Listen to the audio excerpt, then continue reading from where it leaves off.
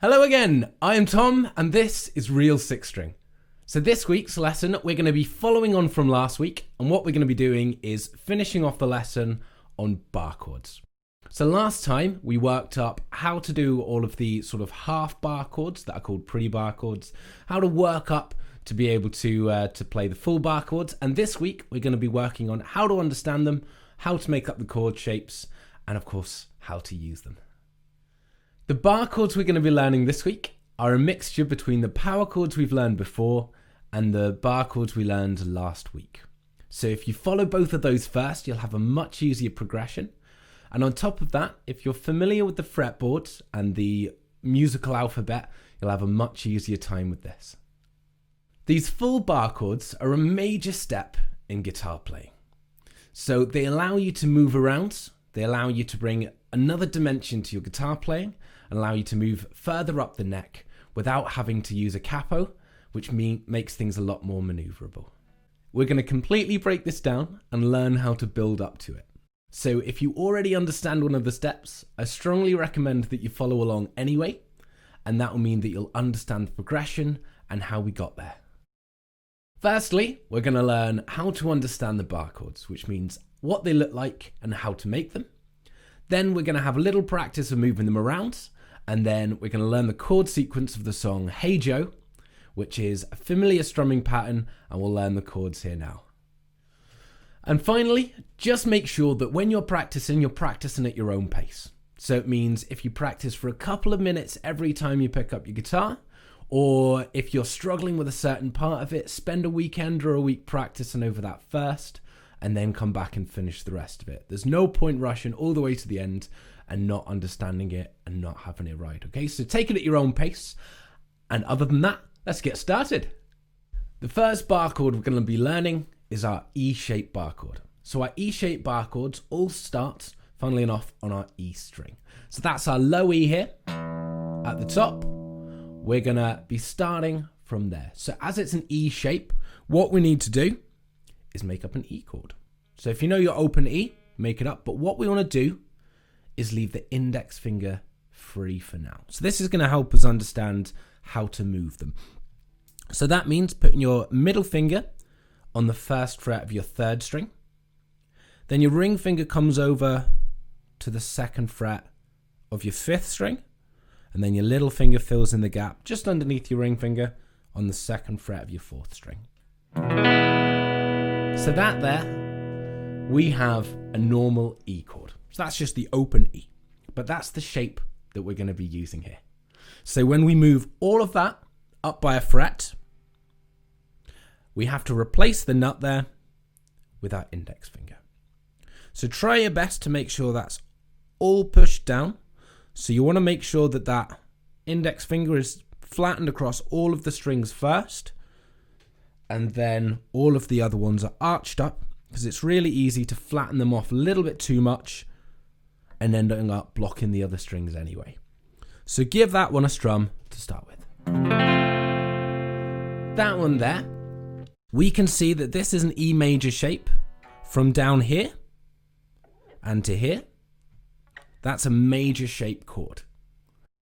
So when we take an E and we move it up by a fret, whether it's a power chord, whether it's an open chord, whatever it is, that's then going to become an F. Okay, so that's our F major chord. So our F bar chord is quite difficult to get started with. So the tension on the strings this low down means that it's a lot harder to push in and a lot harder to keep consistent. So we're going to practice it a little bit higher, but it's important that you see how we move the E shape up in order to create the other chords. So from there, what we're going to do is move it up another couple of frets. So if we do it step by step, what we're going to see is that the F there on the first fret, if we move that up to the second fret, if you know the musical alphabet, you'll know this is now an F sharp or F sharp major. If we move it up another fret, we're going to have a G, up by another fret, G sharp. Once again, all of these are major chords, and then on the fifth fret, which is where we're going to be practicing it, we're going to have an A. So I find the fifth fret is quite a nice place to practice because it allows you to actually understand what your hand's doing. If you're doing it too low, it's going to be a little bit harder to get started with, and then you won't understand what's going wrong. You won't understand whether it's this finger not being flat or whether it's the other fingers being too flat, so on and so forth. So try and make sure you're keeping that first finger as flat as possible. You can always practice it just on its own, even though these ones here that are going to be covering those strings, so you may not notice if this finger's not barring those ones properly, but you will when you take it to the next level of bar chords. So try and keep that as flat as you can, and on top of that, making sure your other fingers are arched up goes a really long way. On top of that, the last point is that when you're coming up this far, the frets are a little bit smaller. So when we're down here, it's a much bigger stretch in order to reach the first fret up to the third. And then when you're up to the fifth fret, the frets are a little bit smaller, so it's just less of a stretch. Some people find practicing it at the seventh fret can also be just as easy, or can be a little bit easier if maybe your hands are a bit smaller or you're playing on an acoustic, which can be a little more tricky. Whereas somewhere around there is ideal. Whereas if you go too far up, the frets get a little bit smaller and it gets a little bit harder to play as well. Okay, so when we're here on the fifth fret, that's going to be our barring finger covering the whole fifth fret, and our E shape above it is going to mean your ring finger here is on the seventh fret on the fifth string. Your little finger is going to be on the seventh fret of your fourth string. Your middle finger on the sixth fret of your third string. Okay, so take your time, make sure you're clear, but that is the shape that we need to be following the whole way through. If you can keep that shape in your hand as we move, it's going to make things a lot easier. So as we've done, as a mixture of this and the understanding the fretboard lesson I've done, it's focusing on your barring finger and where it's going that tells you what note you're playing, and then it's the shape in the rest of your hand there that's going to tell you whether it's major or minor or an extended chord, which we'll cover later on. So that one there, A major. If we're going to turn that E shape chord into a minor shape, all we need to do is exactly what we would do here. If we were turning this E major into an E minor, all you're doing is removing this finger here. So all you're doing is holding down those two, and the exact same goes for here. If you're up on the fifth fret doing an A, it's the exact same. All you got to do is take off that middle finger and it makes it a minor shape. In order to practice those E-shaped bar chords, I've included a recording at the end in practice section 1 at the end of this video. Okay, so we're just going to be moving between the E, which is the open chord shape, up to the third fret, which means your barring finger covers the third fret. Still a major shape, which is going to be a G, and then move that up again to the fifth fret. Once again, barring finger goes up to the fifth fret, still a major shape, which is going to be your A. And the rhythm that I've followed with that is going to be 1 and 2, 3 and 4. So we're going to do the first bar on the E, and then half a bar on the G and half a bar on the A. That's just going to sound like 3, 4, 1 and 2, 3 and 4, 1 and 2, 3 and 4. We're going to go around that a few times. An important thing to remember when practicing through it is to remember that you want to keep that chord shape in your hand as you move. Because if you take your hand off and relax it every time you move chords, it's going to take a lot longer and be a lot less accurate. The next ones we're going to learn are going to be our A shape bar chords. So they're a little trickier than our E shape ones because the transition between major and minor is going to be a little more difficult. So with these ones, what we need to do is just make up an open A chord. So these ones here are starting from our fifth string, which is our A. So once again, if we can do the same thing we did before with the E, so we're making up an A, but we're leaving our first finger free. So what that means is your middle finger needs to be on the second fret of your fourth string, ring finger on the 2nd fret of your 3rd string, and then your little finger on the 2nd fret of your 2nd string. So all 3 in a row. And once again, that's an A. Nice and easy. So if we move all of that up by a fret, we then need to replace the nut with our 1st finger. So once again, these are a little bit trickier because the stretch there is just a little bit bigger.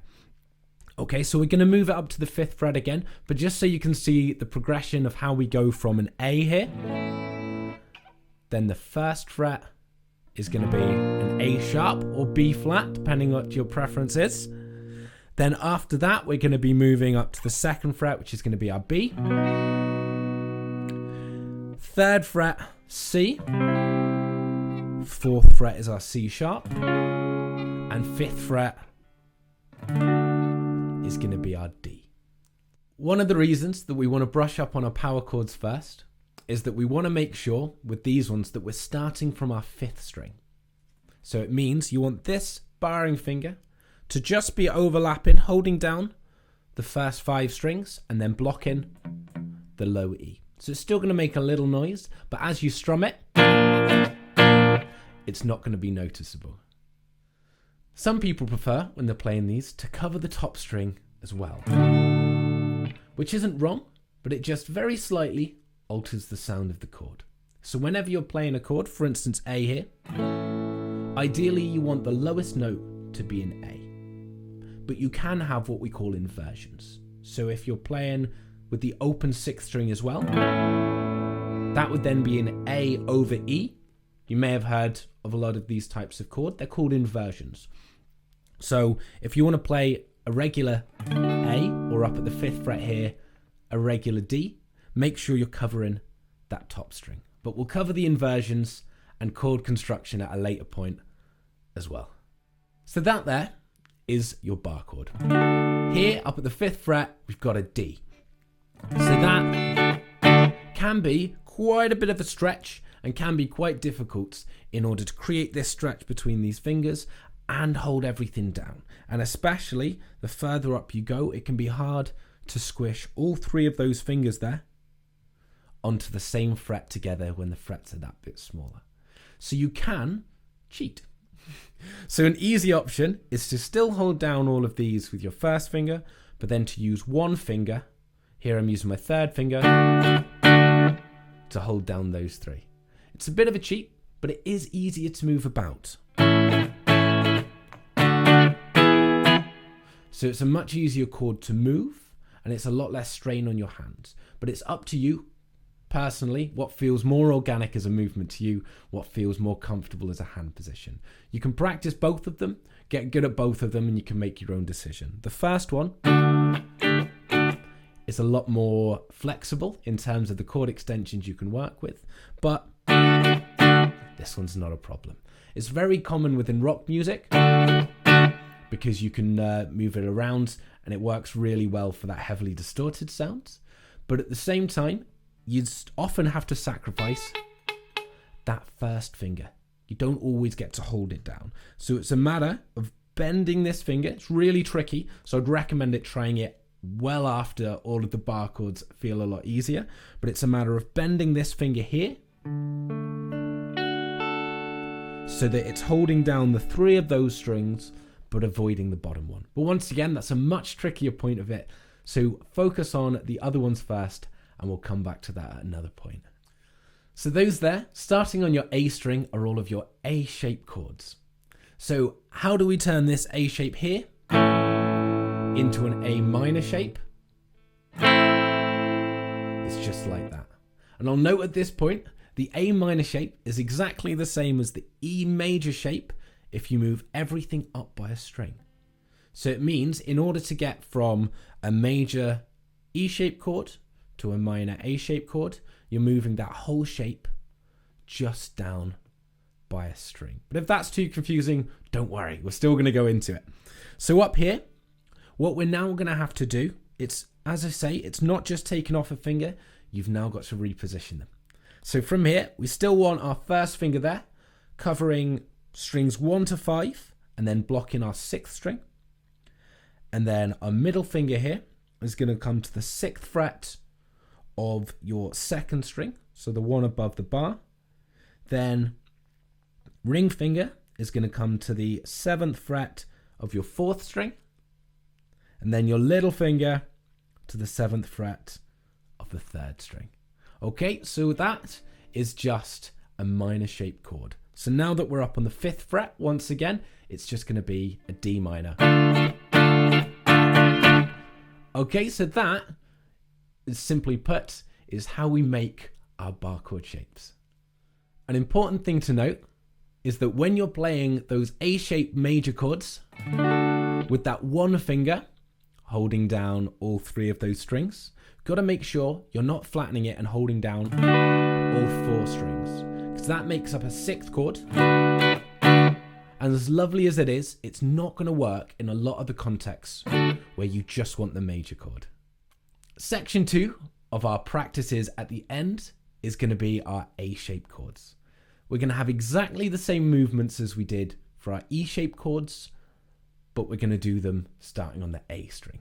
So what that's going to mean is we're playing in A, in the exact same rhythm of 1 and 2, 3 and 4. And we're going to move that up so that our barring finger has come into the 3rd fret, and we're going to do a 1 and 2. So that's going to be a C, and it's going to be a 1 and 2. And then the 3 and 4, we're going to move up to the D. Okay, so try and follow along with that. Get used to the bar chords first, then try and follow them along. It's quite a slow backing track, but it will give you that sense of timing as and when you move. The final part of our practice section, we're going to be learning the chord progression of the amazing song Hey Joe by Jimi Hendrix. It's a fantastic song and a fantastic song to learn for the sake of the bar chords, because all you're using all the way through are your major shapes on both strings, and then you come down to an open E chord, which gives your hand a bit of a rest. Our chord sequence here is going to be C, which is there on the 3rd fret of your 5th string. Then we're going to move our barring finger up by a string, so it's now on the 6th string. And once again, major shape to a G. Then we're going to move that up to the D, which is the 5th fret of your A string. Once again, major shape. And then we're going to move the exact same movement we did from the C to G. We're just moving that barring finger up to the 6th string and making up a major shape again. And after that, we slide all the way down to the E, which is the open string. I recommend you keep this hand position because it means that as you move around it, it's going to stop you from having to rethink and remake all the chords. With this part, make sure that you've actually learned all the bar chords first. There's no point trying to rush between them. You may as well practice them like we just have and make up the shape before you move on and try and push them all together. And even then, your first step could be playing along with the backing track, but just doing the first strum of each chord. So like a... And then it gives you a bit more space to move between them. The chord diagrams are all included here, but if you can, try and make sure that you're working them out and you're thinking about them. Think about which string you start from, aka which shape it needs to be, and then think about where the note is and what you need to focus on. So with this one, it's quite easy because we're cutting out a lot of the minor shapes, because we'll be able to fill those in a little bit later. And at the same time, if you want, you can start to learn any song that you already know, especially one that you understand the timing and the rhythm of, but substitute out the chords for bar chords. Obviously keep it simple to begin with, but the bar chords, you can use them for absolutely any song. Whatever it is, you can find a bar chord that fits. And to piece all of those together for the strumming pattern of Hey Joe, on each of the bar chords, we're just going to have half a bar. So it means for all of those, we've got a very similar strumming pattern to what we learned in Knocking on Heaven's Door. We've got the down, miss, down, down, up. So that's for each of the 4 chords that we're doing for a bar chord.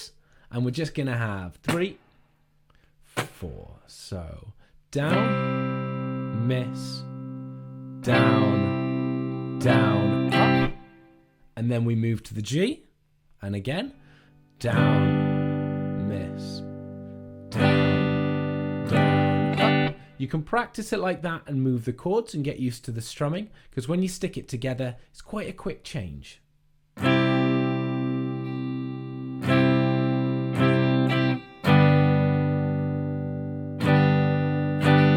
So don't rush yourself. And then the exact same for the D to A. So all you've got to do is down, miss, down, down, up. So miss, down, down, up. Excellent. And then the same movement to the A. So bar and fingers now onto the 6th string. Find that major shape that looks like an E. And we've got another down, miss, down, down, up. So down, miss, down, down, up. Excellent. And then we slide exactly that down as we've practiced in the first practice section, all the way down to the open E. So we do 2 full bars on the E here. So the first one, it's going to be that second part of the knocking on heaven's door strumming pattern we did. So it's going to be down, miss, down, down, up, up, down, down, up, down, up. Take as long as you need to practice that beforehand. But to hear it here, we're going to have 3, 4, down, miss, down, down, up, down, down, up, down. Okay, and then on the second time round, there is an optional extra down strum, which is in red. So don't do it if you don't want to. It's completely up to you. But that one just adds an extra down after 1. So it turns into 3, 4, and we have down, down, down, down, up, down, down, up, down, up. With those strumming patterns, really try and understand them as they are. Try not to take any shortcuts. Try and play them exactly. And then, once you're used to them, once you understand them, once you're making sure that your arm is moving fluidly and you're still making sure you're moving, turning your arm into a metronome on those misses as well, then you can start to play with it. Because there's no way that Jimi Hendrix getting to the end of this song is going to play this rigid strumming pattern and not deviate. So depending on what you feel like, you can stick your stamp on it, you can do whatever you like with the song, but it's important that you understand why. It's not just about taking a shortcut and being lazy about it, but once you've learnt it, once you understand it,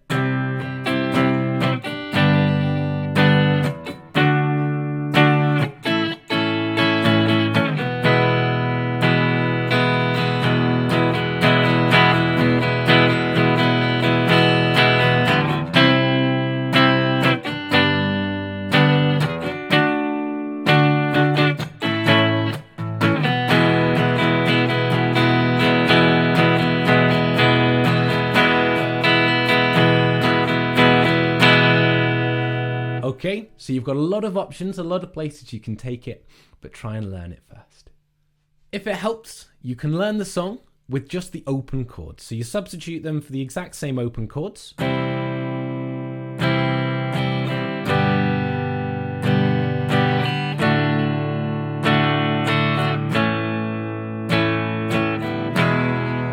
And you can just do them as open chords to help get used to the sequence and get used to playing it. And with that, that's our whole bar chords lesson. I hope you've had great fun watching it. I hope you've learned a lot from it. I had a great time making it. It's allowed me to delve into it and understand it differently. If you enjoyed it, please leave a like on the video. Please subscribe. It really helps out. And happy practicing, and I'll speak to you in the next one.